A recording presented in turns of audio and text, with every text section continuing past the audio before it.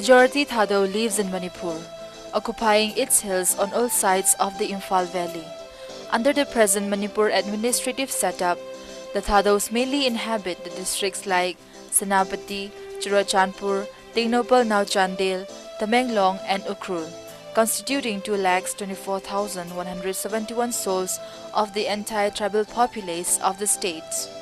Of the many cultural heritages, the peaceful village life of the Thadou people may be ascribed as the most interesting one.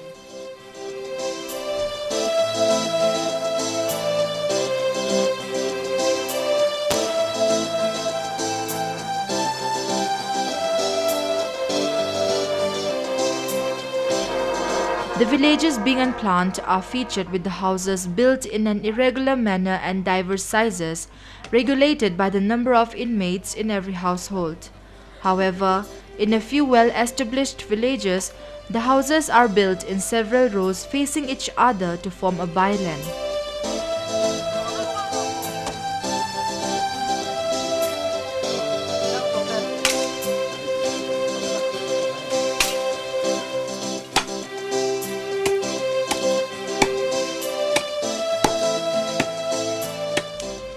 The traditional Thadou-Kuki village is an indispensable social, economic and political unit. To establish a village, the hilltops or the broadest parts of the high ridges with water at hand are usually selected. In a Thadou village, the women folk are virtually engaged in fetching water from the nearby streams or hydrants for cooking, washing and bathing purposes.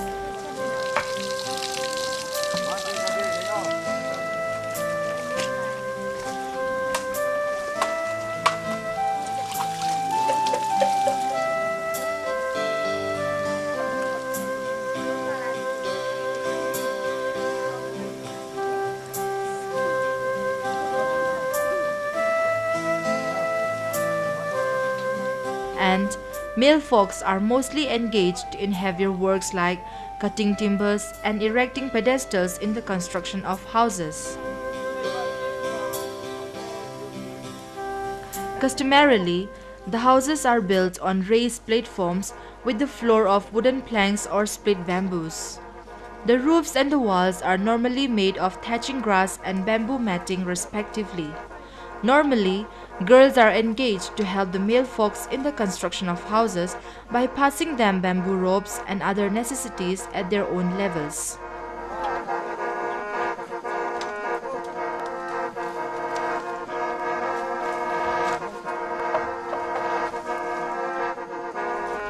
Through the help of dormitory members, beautiful houses for their own living could be constructed with their gifted skills. The Thadou village is a large one and contains a mixed population. It is divided into several quarters of land, which will be inhabited by people of same clans comprising of different dormitories. These dormitory members would relentlessly set up for jhum cultivation every day.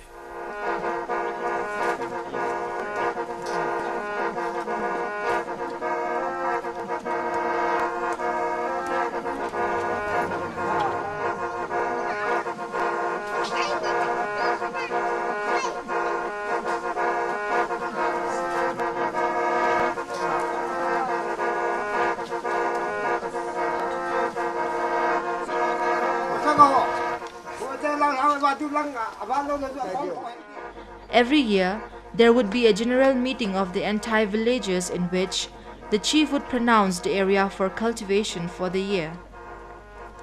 The villagers would willingly comply with the advice of the chief in the village meeting, and they would cultivate the specific area suggested by the chief every year.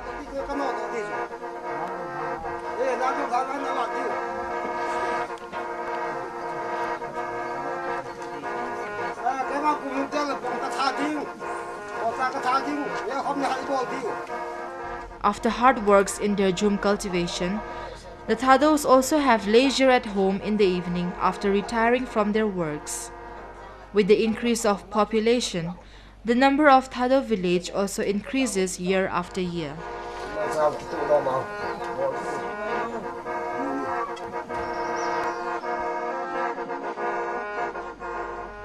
A person who intends to establish a new village needs to obtain prior permission from the native village chief or the principal head of the clan he belongs to. Seeking of permission normally requires presentation of a pig and a jar of rice beer to the concerned chief. In this context, the locally brewed rice beer would be mixed with water in a barrel, and a joint of a typical bamboo would be used as pipe for imbibing the rice beer. Before sipping the rice beer, the chief would ask the permission seeker about his plan for establishing a new village. The permission seeker would then narrate the intention for establishing the new village. Then after, the chief and the permission seeker and his loyalist will sip the rice beer one after another.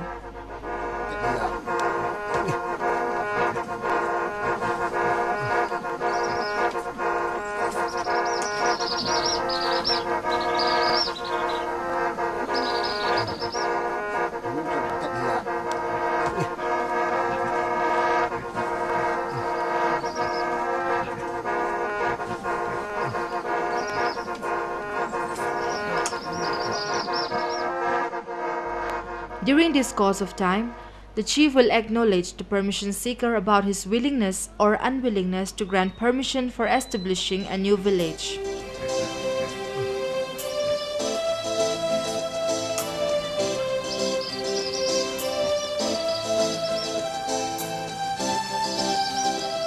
And in case the chief is willing to grant permission, a pig would be butchered and a feast would be thrown by the permission seekers ultimately.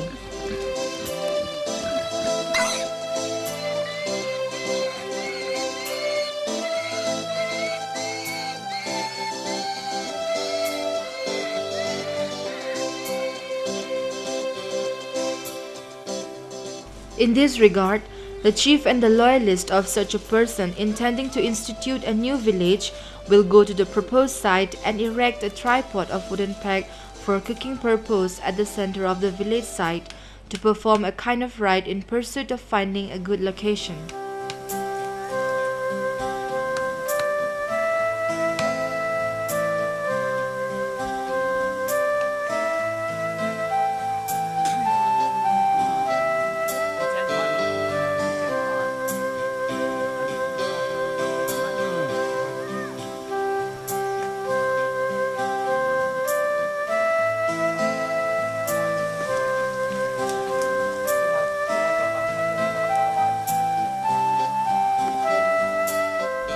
Then, the priest chants his incantation and heats the egg with a slow fire.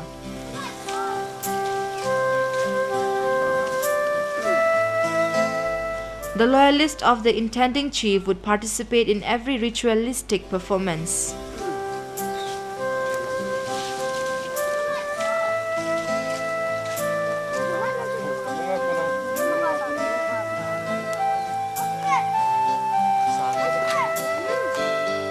In this consultation of omen, if the albumin or a little yolk of the egg trickles out through the hole on the axis, the site for the new village is considered suitable. But if the egg happens to burst out, the site is ascribed as unsuitable. In such a case, the site is abandoned naturally. In selecting site for new village, number of rites are performed. These rites are performed so as to appease the household god and the forest god as well, who will decide the luck of the chief in his villages.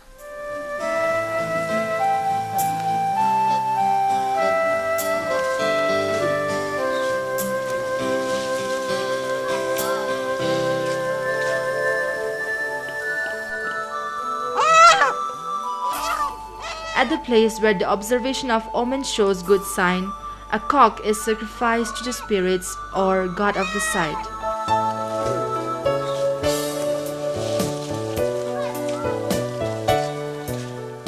The priest will then chant his incantation and release the cock alive in the forest.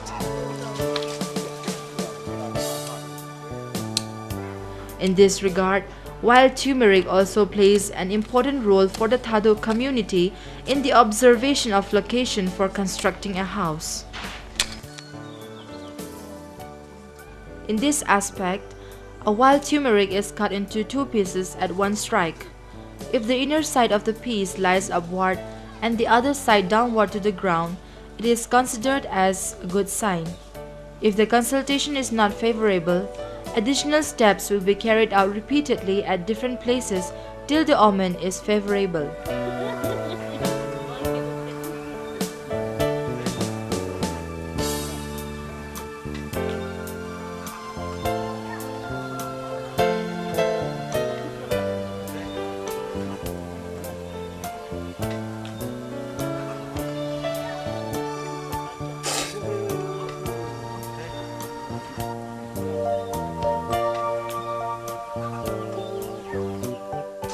When a good sign of omen is observed at any site, the skulls of animals or human beings are kept or displayed on a selected hillock at the outskirts of the village.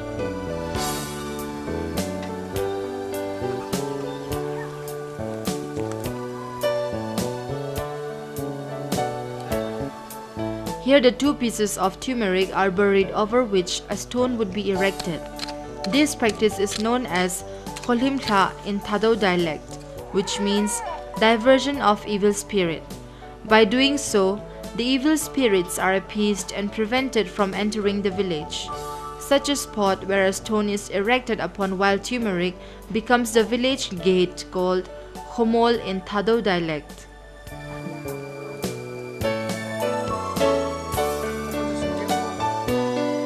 The Thadous also follow the practice of finding a good location for constructing house after finding proper village site. For constructing a new house, a few pieces of rice are kept at the cleared off surrounding of the house site for one night.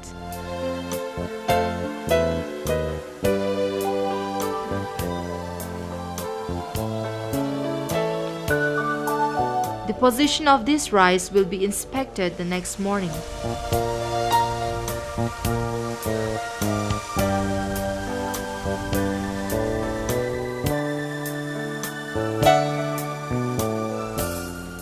Here, if these pieces of rice are found still remaining unmoved in their position, it is considered as a good omen.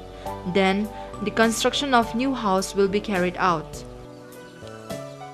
For constructing a new house, the members of different dormitories would be engaged relentlessly. These dormitory members would fetch bamboo, wood, and thatch from the forest and construct new houses in the new-found village.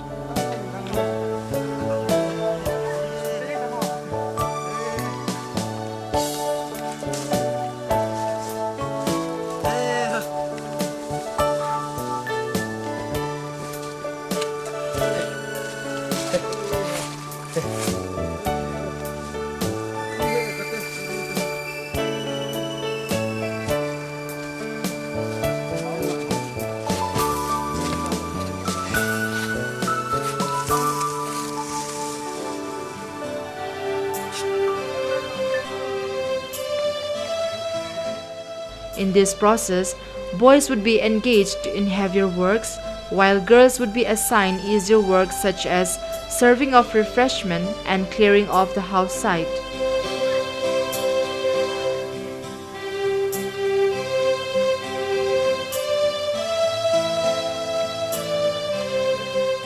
Construction of a new house normally takes 10 to 15 days with the active participation of the village dormitory members.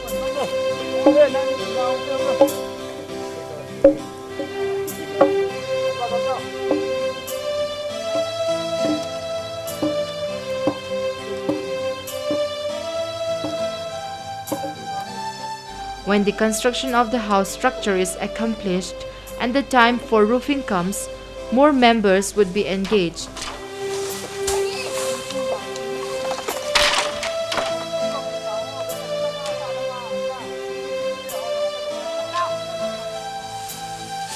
On this day, a certain boys will climb the rooftop for roofing, while others would help them in passing bundles of thatches, bamboo ropes, and bamboo planks. On this day, the owner of the new house would throw dinner party to the dormitory members. Whenever the construction of a house is completed, the priest would tie a fork branch of tree against the main house pedestal at the portico. The priest will then chant his incantations to appease the house god.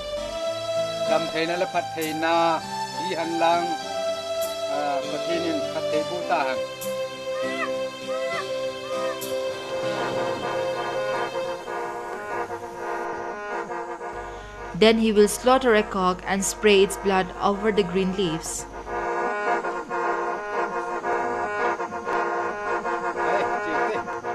Then the host family and the priest would enter the house and cook the meat of the cock in a pot.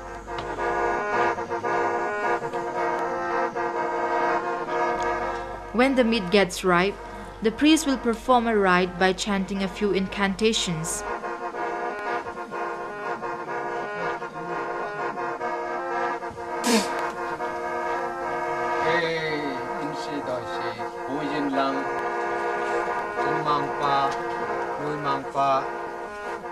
Then he will throw the liver and a part of intestine of the cock out of the main door. This practice withstands an inauguration of the new house. Then after, only the inmates inhabit the new house. Once a village is established, its chief automatically becomes the custodian of his subjects. He is also considered as the master of all lands and everything living or non-living within his jurisdiction. Therefore, all the villagers are obliged to pay taxes to him.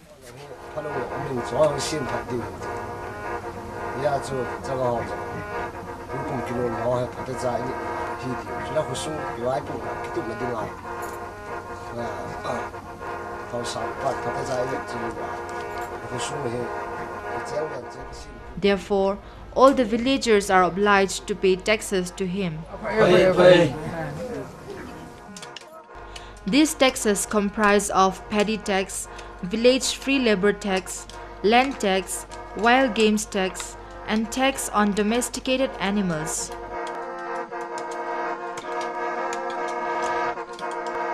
Every year, a basketful of paddy is compulsorily paid to the chief.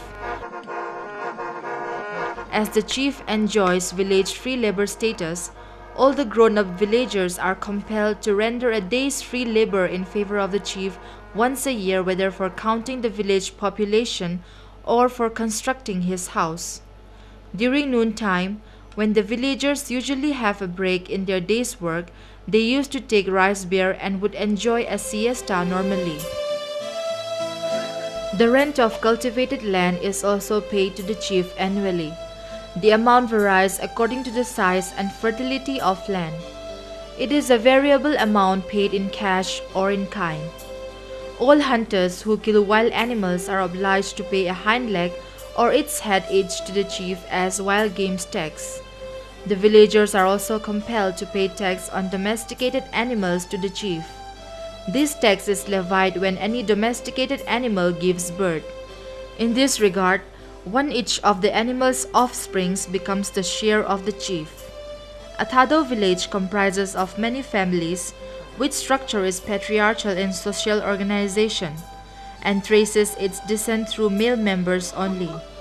The children of these families take the clan name of their father, and eldest son becomes the head of the family at his father's death. To set up a full-fledged household family, one has to encompass 3 groups to help him in maintaining a close and compact relationship with the families of different clans. Of these groups, the first one is called Tulebe, which means family helpers. The second one is Zolegol, which means soulmates. And the third one is Sungao, which means maternal relative.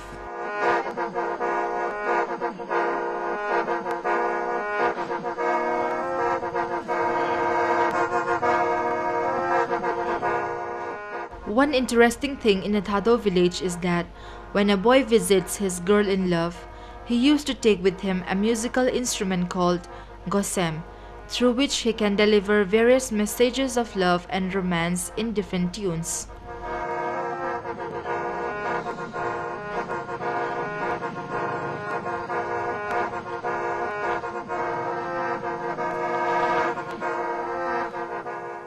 In a Thadou village, after harvesting season, the people used to carry out different activities at home. In their socio-cultural life, the Thadou girls in the village are assigned to pounding and winnowing of rice. There may also be more dormitories according to population and size of the village. Young boys will break up themselves into several groups, and each group will select a family having girls to set up a dormitory.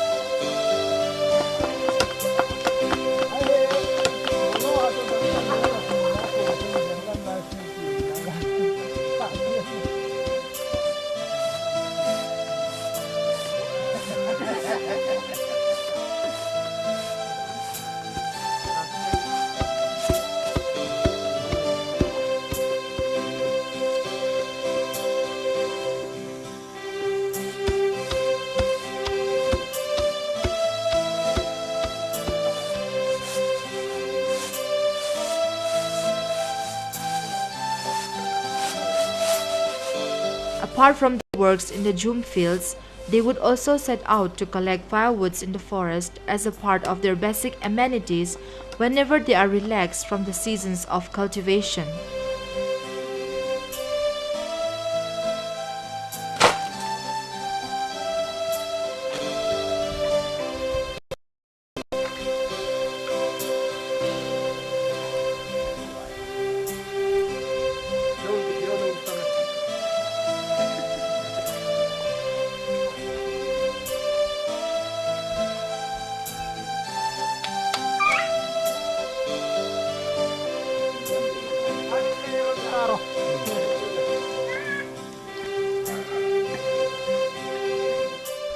The Thadous are also accustomed to take cigarette. Normally, girls used to roll dried tobacco leaves in a dry leaf of a particular tree called yelting. They will present these rolled up tobacco leaves as cigarette to their suitors.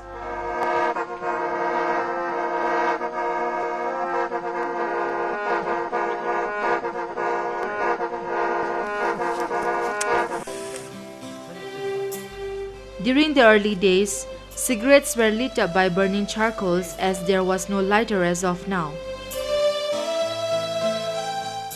The laws connected with social, economic, religion and cultural activities are the major backbones of a Thadou-Kuki community. Therefore, every village constitutes bachelor dormitory, which is a place where young boys live together at night and learn all the fundamental practices of healthy social living. At their leisures, boys are accustomed to play different games at the arbor of their village. The most interesting games the Thadou boys usually play was throwing of tops and smiting the other whirling tops on the ground.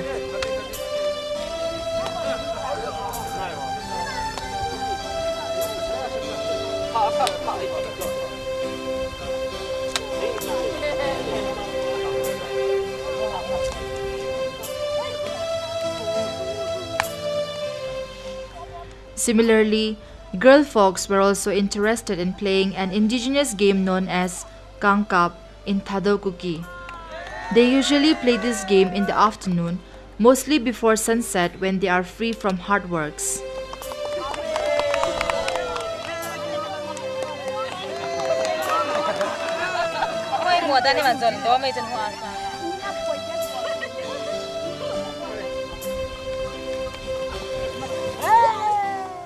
The preparatory period and activities of the annual festival of the village labor corps, which is followed by different cultural dances participated by the young and the old, marks the zenith of glory of a well-instituted Thadou-Kuki village.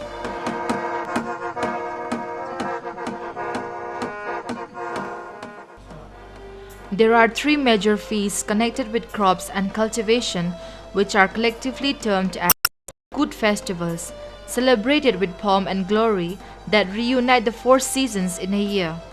And these festivals ultimately approve of a village as well instituted.